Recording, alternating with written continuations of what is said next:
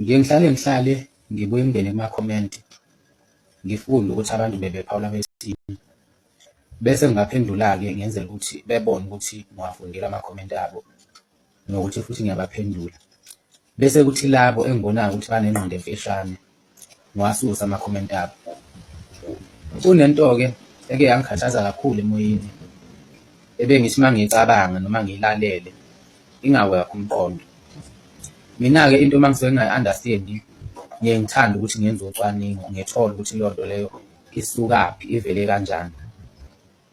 Ngike ngakhathazeka kakhulu ngendaba yokuthi kuthiwa uNkulunkulu uziqu zintathu, beze bechaze bethi uNkulunkulu uyise, uNkulunkulu indodana, uNkulunkulu umoya ongcwele. Le nto bengivamisile ukuyizwa, ikakhulukazi ivame ukushiwo ngamaRoma ngoba ngake ngakhonza kancane emaromini. Bingidida kakhulu le nto ukuthi uNkulunkulu uba iziqu ey'ntathu kanjani ngoba ngilifundile mina iBhayibheli. Akukho la uNkulunkulu khona eyichaza njengokuthi uyiziqu ey'ntathu. Yebo, khona siyazi ukuthi ukhona umoya ongcwele, siyazi futhi ukuthi ukhona uJesu ayindodana kaNkulunkulu. Nakhona futhi uma ngase siqale sihlaziye kahle, uJesu wayengesiye indodana kaNkulunkulu ngoba igama elithi indodana lisho enye into. Kahle kahle uJesu wayeyisithunywa. Kodwa leyo-ke ngizobuye ngiyichaze, angifuni ukuthi ngimdide kakhulu. Okwanamhlanje ngisafuna nje-ke sikhulume ngale ndaba yokuthi uNkulunkulu kuthiwa uziqu zintathu.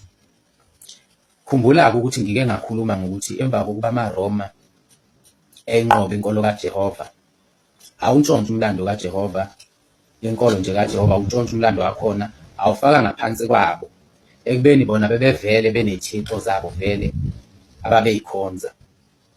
Ngathola-ke futhi ukuthi kulezi thixo ababeyikhonza sikhona isithixo esasibazwe ngaleyo ndlela esasiziqu zintathu. Angazi-ke noma lesi sithixo yiso lesi esasibizwa ngoBhali. Kodwa emva kokuba umlando wenkolo kaJehova usuntshontshiwe wafakwa ngaphansi kwalesi sithixo lesi esasiziqu zintathu, wayethi uma esechaza uNkulunkulu ebizwe ngeziqu ey'ntathu ethi uNkulunkulu uyise, uNkulunkulu indodana, uNkulunkulu umoya ongcwele. Kodwa uma uwumuntu ngempela uhlaziya kahle nakuwe ngomqondo wakho, uyabona lento ukuthi ayiwakho umqondo. Ukuthi ngenzeka kanjani ukuthi ebe uNkulunkulu ebe ubaba, ephinde eshintshe futhi ebe uNkulunkulu ebe indodana futhi, ephinde eshintshe ebe uNkulunkulu ebe umoya ongcwele. Ayiwakho umqondo leyo nto leyo. Kodwa yinto eyakhiwa ukuze ngempela ihambisane nalento ababeyakhile bona. Kube ngazuthi mhlampe indlela eyodwa, indlela efanayo. Kodwa nje yona into engekho. uNkulunkulu weBhayibheli akaze benjalo. uNkulunkulu weBhayibheli wayichaza nje yena ukuthi uJehova, kwagcina lapho. Akukho la khona ayibiza khona ngeziqu ukuthi uyiziqu. Akukho la khona esivezela khona ukuthi ngesikhathi kuthuma uJesu waphenduka futhi yena wawuJesu futhi wawuNkulunkulu wawuJesu. Akukho la asitshengisa khona ukuthi uyaphenduka futhi uze phenduke kathathu. Konke lokho into eyasuke ikhandiwe ukuthi noma uyicabanga nawe ikudide ingawakho umqondo.